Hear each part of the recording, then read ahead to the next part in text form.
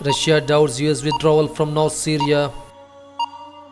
Possible Turkish operation in North Syria aimed at specific targets. US doesn't want to confront NATO ally Turkey, expert. Iraq reopens green zone after stabilizing situation.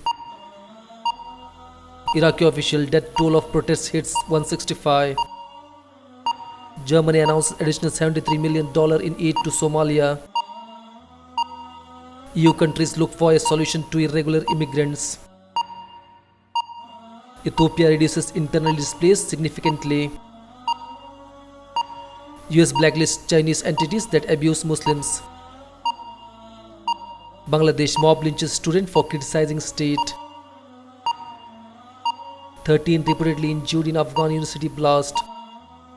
India obtains details of residents' Swiss bank accounts.